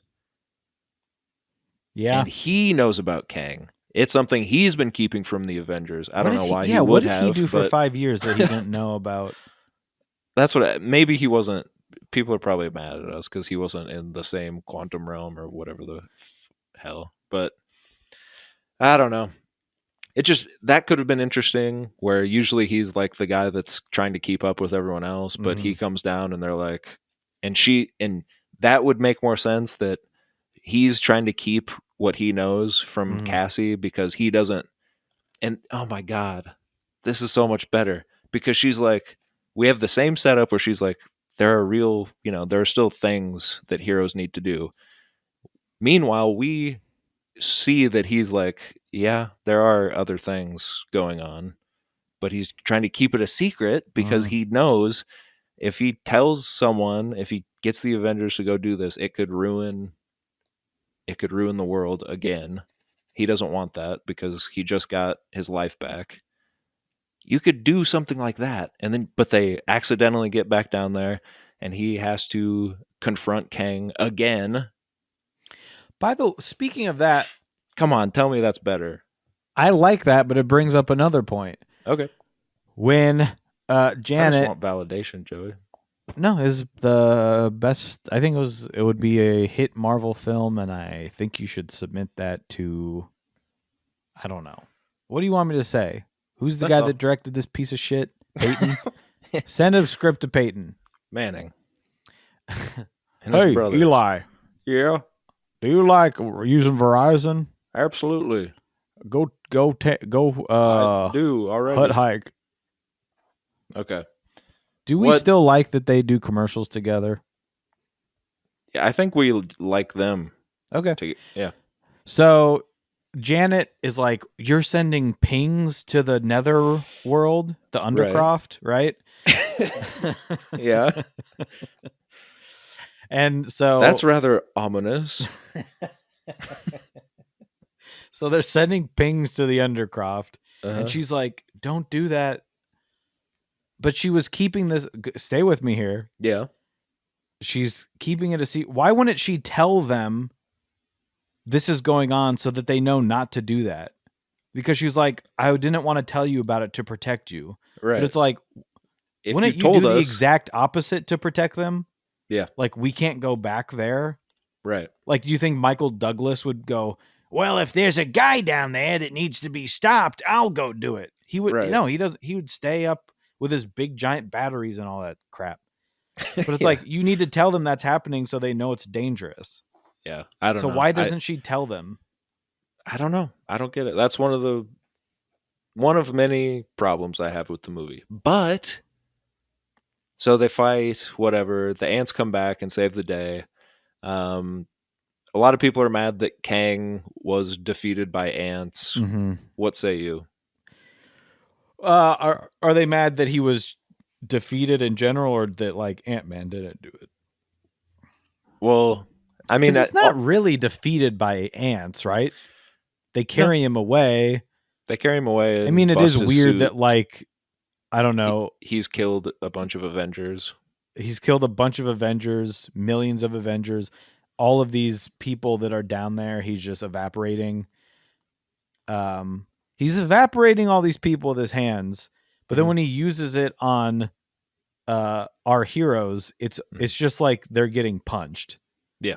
Like, he shoots them with the same blue beam and they just kind of get knocked over. I think we're to assume their suits are somehow. I get it. And I know people are like, you can't. I know, but come on. Yeah. Come on. No, I know. We can't just let people get away with bad storytelling. I agree. So the ants crowd around him. Darren gets to say, I'm not a dick, and explode him shield. Mm-hmm. He gets carried away and ripped apart a little bit. Mm-hmm. I don't know. I'm fine with it, I guess. Who knows what the ants have been doing for 1,000 years? They're big now. Yeah. And also, no, you please do it. Well, I was just going to say, I'm fine with it because it is something he's not encountered before. Are Cassie and Scott big at that point? Yeah, I think so. You know when she's like, "I'm so hungry," Yeah. and because there's a part in the last one where he gets. Mhm. I mean, he gets huge a lot, Yeah. right? Yeah. Because of course, Michelle Pfeiffer. So he's getting big, and he gets big, and he can't breathe, and he needs more air when he's huge on Mhm. Earth, and he faints. And then down here, she's like, "I'm so hungry," and it's like, "Yeah, because you're huge, so now you need all this extra stuff." Yeah. This is no, I No. don't. This is bullshit because Because tiny. they are smaller than atoms. Right. When they get huge down there, they are still smaller than atoms. Right. That the needing to eat more food and stuff, if getting small is like all relative to that, Mhm. they probably would never need to eat again down there or whatever. Yeah. I don't like it. And Just frankly, doesn't.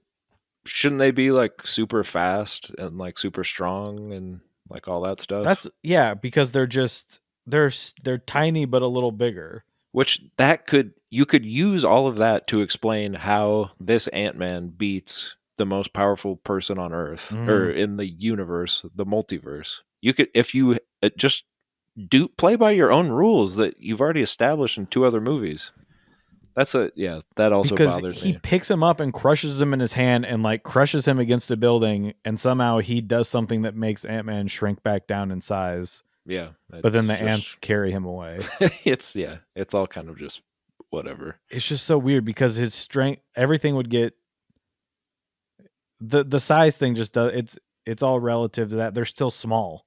They're as tiny as they're tinier than your brain can even imagine. So when they get tiny in the suit or You bigger in the personally, suit, like, oh yeah. Well, a lot of people say I have a pea brain, but it's one of those things where the princess that sleeps on all the mattresses, and she Mhm. can feel the pee underneath all someday, of them. She's a yeah, pea brain. She has a pea brain. someday I hope to have a pea body. Mm-hmm. Oh, Okay, so then we finally get to Ant-Man goes to confront Kang mano a mano. uh-huh. Kang's suit is broken. We see a little shot where his suit doesn't work anymore or something. Because they're about to jump through the little Yes, door. they make a door home. He pushes Cassie. Cassie. Pushes her through. He gets his ass firmly handed to him, Which but I also, loved. It was my favorite part. yeah, He's that like was cool. stepping on his head. It's all of the stuff that we see around us, all this CGI stuff. Mm-hmm. It's when it's mano y mano. And you Yeah, see two meat bags just going at it, precisely. fighting for their life with none of their gadgets. Yeah, Okay. and it's great. It's great. I thought And Scott then, was going to get killed. I was scared. yeah, I was worried because especially when he's like, I don't have to win. We both have to lose. Yeah. You're like, oh God, he's going down, or he's going to sacrifice himself in some way. But no, he just kind of blows up the thing again, Mhm. the same way that we already saw it happen before. Yep.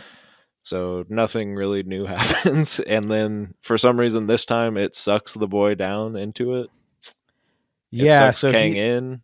Kang he uses a mixture of big and small tokens or something. I don't know what they do. Some are blue and some are red. It's like when you're at Taco Bell and you mix all of the drinks. Yeah. You commit. We call it a certain type of drink. We can't call it that anymore. What do we have to call that now? Yeah, I don't know. You're not allowed to call it that anymore. You can't. I think we call it unaliving juice Yeah. now. So he mixes it's kind of them like up. that. He's He's got his unalives him. unalive tokens. Before it made it huge and as big as a city and somehow didn't crush the people that threw the ball. This one sucks him into it and explodes. Don't ask me any questions about it. Okay, so he gets sucked into it and we think, oh my gosh, Mr. Scott is stuck there forever. Yeah. Well, no, because Cassie's got like the F3 key on her keyboard, his preset, to make an opening into the quantum world to his exact coordinates. I don't get that at all. Because he and Hope. Oh yeah, Hope comes back and saves him, and then we like are reminded that they are dating. I guess, which I couldn't really remember where that was left off in the other movies because they don't interact like people that love each other throughout the whole thing. Right. No, she kisses him at the end of the last one because Okay. Michael Douglas is like, Scott, can you please stop fantasizing about my daughter for 1 second? We're all watching you. Always watching. Right. So they kissed. They kiss. And he gets big. So she comes back and saves him, and then it does seem like, well, now they're stuck here, Which but would have they're been cool if he actually but they're okay with sacrificed. it. Yeah, I mean, and I they didn't seem want to it have to made their happen. peace. I didn't want it No. to happen because I like him on Earth, and I was like, Of I don't course. want another movie to end with him in this effing place. Yeah, Effing place. So, but of course the stakes are all for naught because she can just bloop and they Yeah. go back home. I don't get how or why, but that's where I was like, okay, does time work different? And they were actually there for like a year, and they No. were trying. Yeah. Like Hank and Janet and Mhm. Cassie have been working hard to try to, but I don't think so. It's kind of like in a video game when you have to go into like a cave or something and it takes you like 45, 50 minutes to get down there. Mm. And then once you get to where you needed to go and you beat, that level, all of a sudden there's kind of just like an opening that's like, look, a way to get back to the, main area. Yeah, it's kind of like that. So you kind of have to work your way there, but then you can just get out quick. Fine. Yeah. But it should be worth something that he sacrificed knowing that he's not going to get back. Mm-hmm. But it didn't even seem like he was surprised that they were able to get him home. It's kind of like he knew that. Yeah. So it's you baffling. both don't need to lose then. Like you knew that. I don't get it at all. I don't get it at all.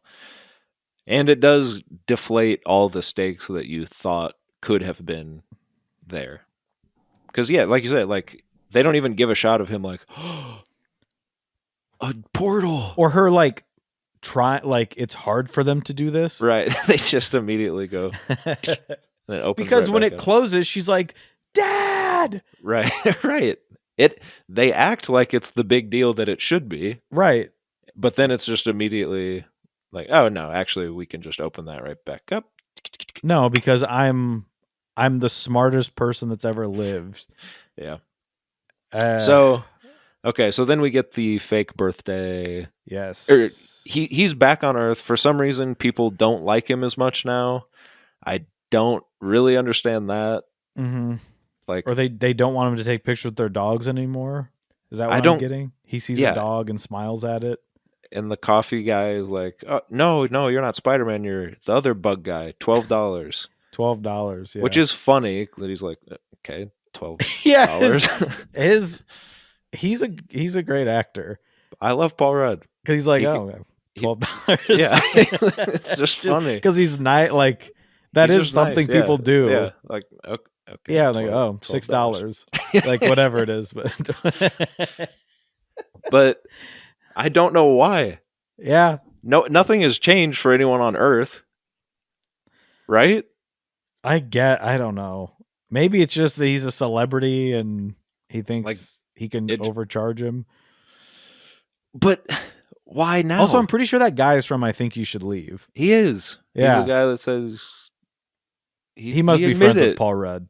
He admitted he's that guy. He must be best friends with Paul Rudd. Yeah, of course. Okay, so and then I did like this part where we kind of talked about it where Scott's walking and kind of realizing that he may have just screwed everything up. Oh, this is the one moment in the quantum realm that I did like. Oh, okay, let's go back. The one moment, about like where everyone's like you said, they're dealing with mistakes that they've made and trying to reconcile with that. The only time that it actually kind of got near where it should have been is when Cassie is like, I'm so sorry. This is all my fault. And Scott is like, hey, it's fine. You made a mistake. I'm glad. I'm just glad that he didn't really let her off the hook. Like, yes, this is your fault, but we all make mistakes. And my whatever he says. It's something touching that was like, Yeah. oh, that's nice. But I like that, like, he knows that you make mistakes, and Mhm. that's an actual thing that he would have learned from his life. Oh, but he didn't make a mistake with her, or whatever the hell he says. Oh yeah. The only thing I didn't be making of a mistake of was Right. having you. Yeah. But that part almost got to where the rest of the movie should have been the whole time, Mhm. where you almost make at least somewhat of an observation on life from a character who has lived a lot of crazy things. Yeah. But okay, so he realizes that he may have messed everything up, and there are more Kangs coming. It kind of makes the whole movie pointless. Yeah, it's the Last Jedi thing. Did you think this movie was like Star Wars? I kept reading that, but no. I mean, it it just looks it go looks ahead. like it, right? I Like when guess. he's got his little minions and they're all Yeah. lined up, all the Daft Punk guys have their little and they're using Yeah. their little DJ sets. But I don't like that's what I think when we left, me and the person with I live, she's like, it looks like Star Wars. But I don't think it's when they say this is like Marvel's Star Wars. Yeah. Are you saying that because there's like aliens in it? I think so. Like there's a cantina scene? Yeah. Is that the surface level of like criticism that we're getting now? I'm Yeah. just wondering if I should subscribe to Variety or not. No. Okay. I've seen a lot of people point that out. I don't think. I mean, I get why you would say that. Like you said, yeah, there's a cantina scene. They have spaceships. There's a bad guy. There's a bad guy that has an army. I guess to me, that's basically it. That's yeah. To me, you're talking about movies, Like but thematically, I see really no comparison. Like there's no hero's journey. There's no nothing. no. I mean, the difference is this is not a good movie. Yeah. Okay, so we get the first post-credit scene, the Council of Kangs. Which Did that excite you also at all? no. Mhm. I What hated the Egyptian film? Kang. It was like the worst CGI I've ever seen. Yeah, it was very weird. That Why didn't he just have that like a costume on? it's I don't know. Like they couldn't make that? Like why like his head dress was animated. Yeah, I Was it don't not get. like it looked all fake? Yeah, yeah. I don't know. I don't know. Because I feel like they had him come in. They're like, "Can you do 3 different voices?" And like, we'll just put something like, just wear a green suit. Yeah. We'll have you do 3 different voices. And he's like, I can kind of do. Oh, like, okay, good. We'll have that one be a snake guy. One of you is Egyptian. We won't get into it. And then there's the other one.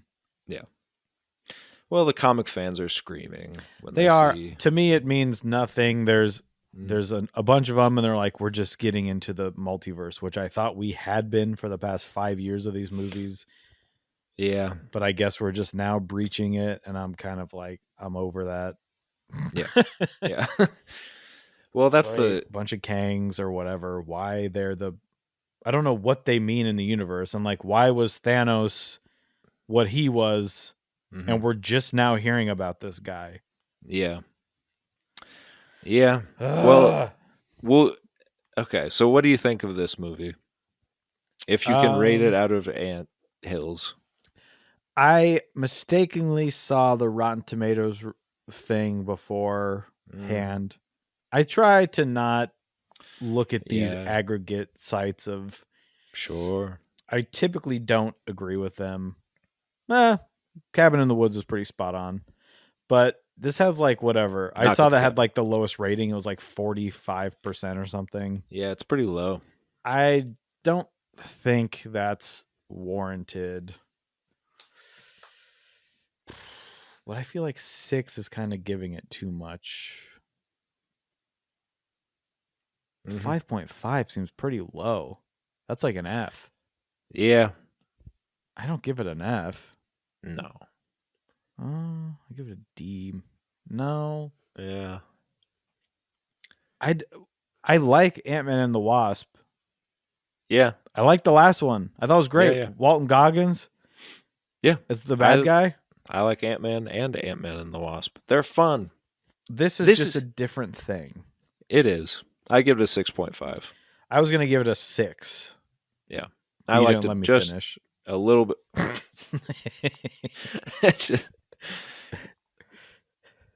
I Yeah. yeah. Ant-Man and the Wasp might be one of my favorite Marvel films. I just like Wow. those. I like Yeah. the Spider-Man. I Mhm. like the Ant-Man.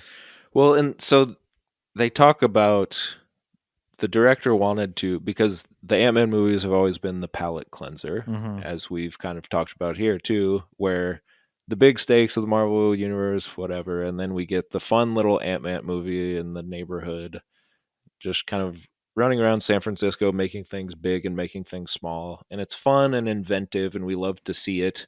Yeah. And he didn't want to do that this time. He said, "I don't want the palate cleanser. I want the big movie," which is fine. I get that, Yeah, and I I guess think you're a greedy bastard and you want I think this could have worked as what it was trying to be. It just needed a little more time. I think it could have been smarter. I think Mhm. you can give your audience a little more depth than just I want my daughter to be safe. I get that Yeah, that's a big part of it, but that's his only the only motivation through the whole thing is Cassie's over here and now she's over there. I Now she's think over here. right. I also think She's over that there. people She's over there. were most people don't like Ant-Man and the Wasp that much because they say that it's pretty much just the same thing again. Stupid. I get it. Yeah, there's like a local guy, right? Yeah. But my point is, if they did that this time, a third time, people would react similarly. I I guess. think. Yeah, we had the weird accent girl in the last one. Hmm. She's disappearing and Yeah. I just think, but that's where I get to my overall point about the larger MCU. I we've reached a point where not everyone is going to be happy forever. Like for mm-mm. the from here on out, not everyone is going to like it, and you just have to be okay with that. Also, I think they should stop. They should stop marketing the movies as the beginning of the new thing, or Mhm. like the next giant piece of the Marvel story, because it's not. This movie didn't do anything for the Marvel story. Thor didn't. Any of these movies, none of them have done anything, and that's fine. We don't want it to. You don't have to, because we look back now and see all of the pieces come together for Mm. Endgame and Infinity War, and you're like, God, why can't they just do that again? But they didn't do that the first time. Mhm. There was a time in the first 10 years when people were mad and saying that there's no, you know, they've lost their way, and then it all came back together and everyone was happy and it was good. The problem is people like you Yep. aren't watching because there's too much, which I agree with. And I totally understand. And I don't like I don't want people to be mad at me. I just don't care about Thor. Sure. And I like Taika Waititi. I've told Sure. you I think What We Do in the Shadows it might be Hmm. one of my favorite shows of all time. Sure. I like what he does, but I'm like it doesn't make me excited to see the Viking guy that's like, "Oh, Right. hello there." And he's like kind of done. I just it Yeah. I'm not I get excited it. to watch Loki. I Yeah. probably will watch it. I've heard it's good.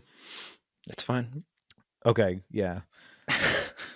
But I I just just that stuff doesn't I can't watch all of them. no. And I I do. uh-huh. I think that I think they should have made more of a point to say, okay, Endgame was the end of that. Mm-hmm. And now we're starting, like the comics do. We're starting at number one again. Mm-hmm. Everything that happened. So if you watched all that, there will be stuff for you.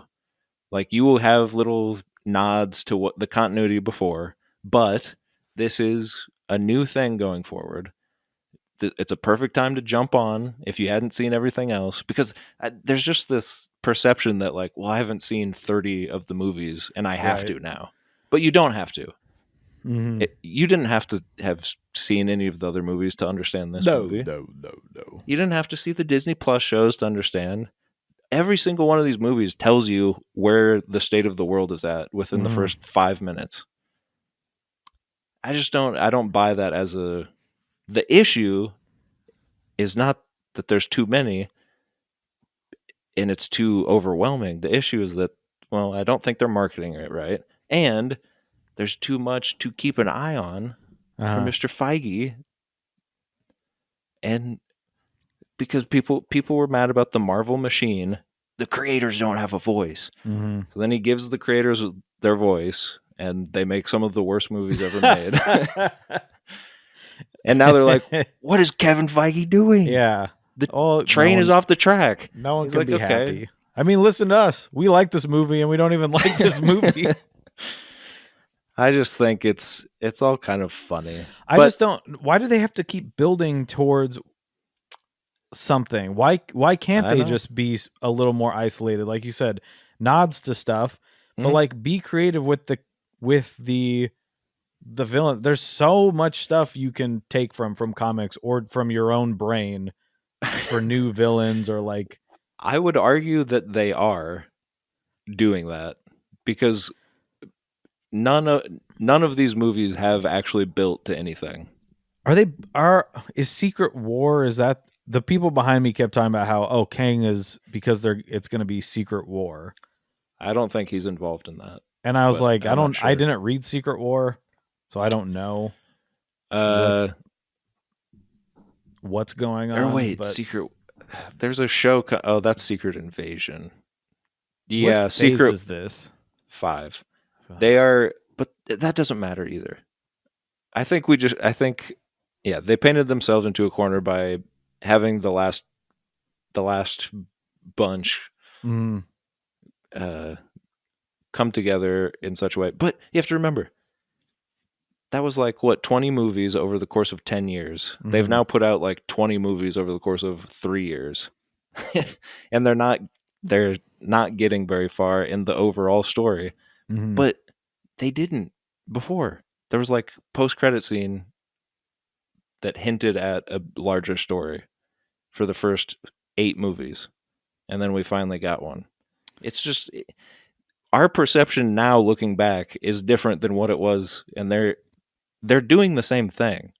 It's just we know more now, and we Mhm. demand more. So I don't know. Also, it's interesting because I think it does follow the trend of comics, where you start off small, and then you build and build and build until there's nothing. Now there's multiple versions of Captain America and multiple versions of Thor and an alligator Loki, and you're like, okay, what are we even doing anymore? Right.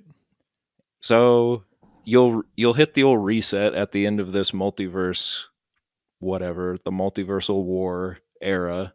You'll hit the reset and we'll get back to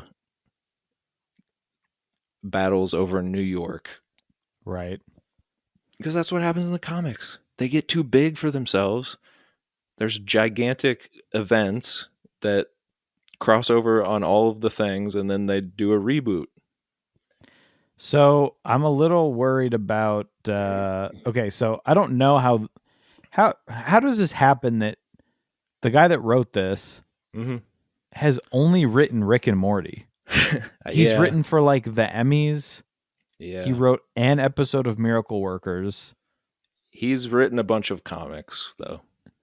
But then they just say, well, then you get to write The Avengers movies. this, and you get to write Avengers, Yeah. the Kang Dynasty. Yeah.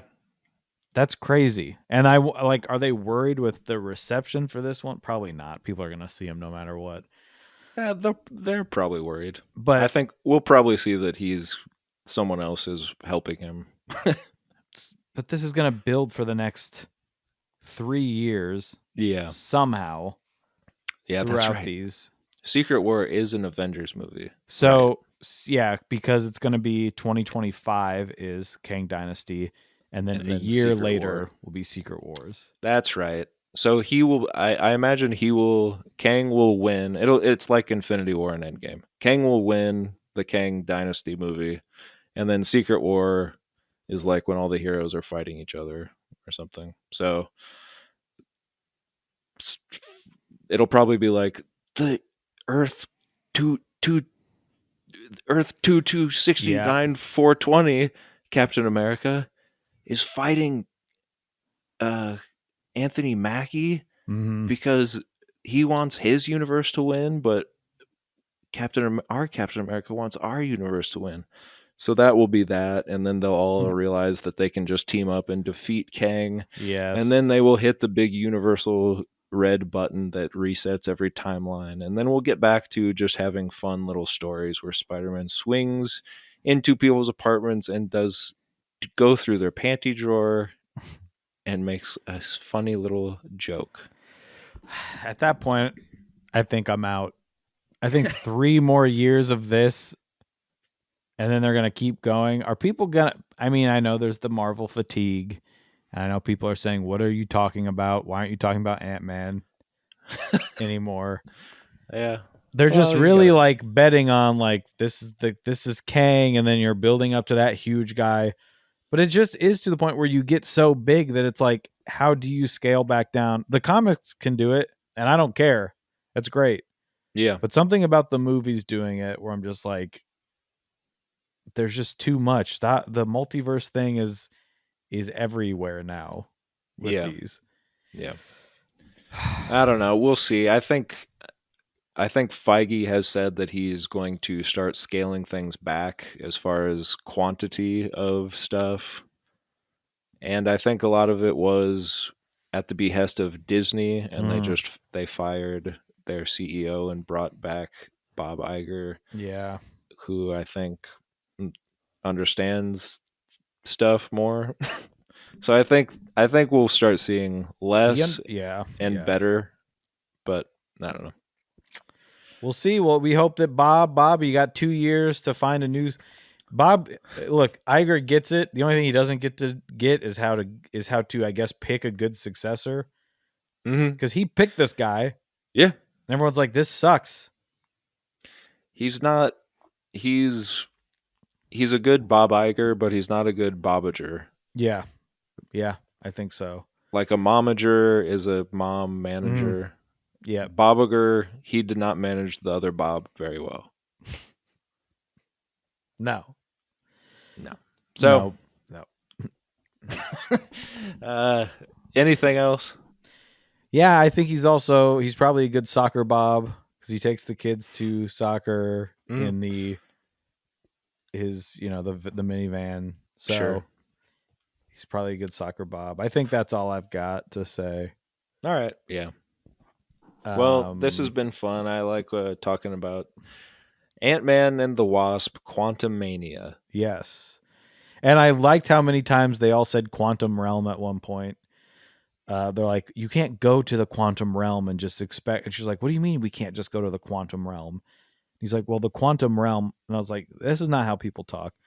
It's also funny to see how some actors can say things and I believe them. And others are like Michelle Pfeiffer, who's kind of saying some stuff and her eyes are glazed over. Yeah. And phoning she's like, it in. Yeah. It's the Harrison Ford. I mean, it's you can write this shit, but you can't say it. I mean, but the thing is, Harrison can say it. I was going to say, I always believe him. He doesn't believe in himself. He doesn't believe it, but he doesn't believe it. He's like, I'll do it. I'd act for free. It's this press shit that they gotta pay me for. Exactly. Get out of my face. So we love Harrison Ford. Absolutely. That's basically what big takeaway. The big takeaway should be. It was also my first time seeing the Ant-Man or the the Indiana Jones trailer in theaters. Oh, so yeah, that was fun for me. That was fun. God, that's going to be good. I can't wait yeah. for that review.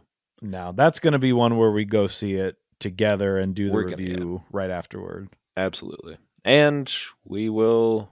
I'll be excited to probably pick that one apart, Yep. Oh, yeah. but ultimately like it. Just like this and just like most movies. Yeah. Anyway, okay, bye. Wait, hold on. Let me check my list. Oh, yeah, he's got a list. I didn't write a list. Hold on. So my list says, like mother, like daughter, guy that farted behind me. Oh, there was another part where at the end, something else happens where something is silent. I think he gets sucked in or someone gets killed. What happens? Oh gosh. Something else happens where something gets silent. This is going bad. No. Anyways, someone dropped their popcorn all over the place. Then I had guy who kept gesturing. The Kang people look like Daft Punks. Bad CGI. Screen. Guy's head is a laser, question mark. Guy that can read minds does nothing. Drinking goo. What's Kang's motivation? Got into that a little bit. All the ants happen to go through a time compression thing, question mark, question mark, question mark. And then let's do this, quote unquote. Okay, yeah, I hit everything.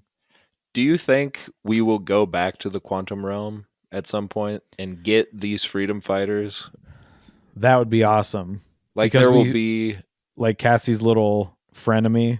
She's like, you brought them here, but you helped us save ourselves. Like brother. when one of the other Kangs does eventually come, and or Captain America and Bucky or whatever the hell, whoever's left, I don't even know at this point who is an Avenger. No, but I don't care. They're like, what are we gonna do about this? And they're like, I know, we have to talk to Ant-Man. They're like, what? Ant-Man? And then they go to his little basement and they're like, I know who can help us.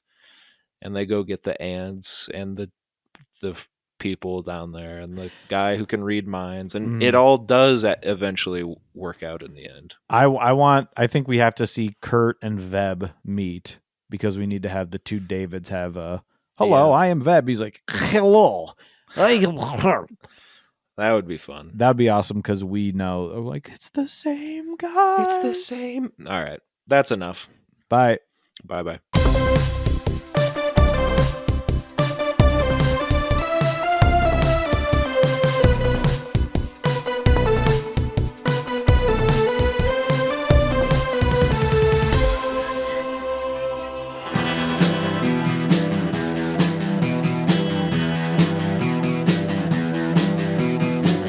You're listening to the Prescribed Films Podcast Network, home to hundreds of hours of free podcast entertainment. The shows on this network all have a common goal: providing you with the best discussions about movies and other forms of entertainment media. The PFPN hopes to fill your earholes with audio joy. Visit our website with links to all the other amazing shows at www.thepfpn.com. Thanks for listening.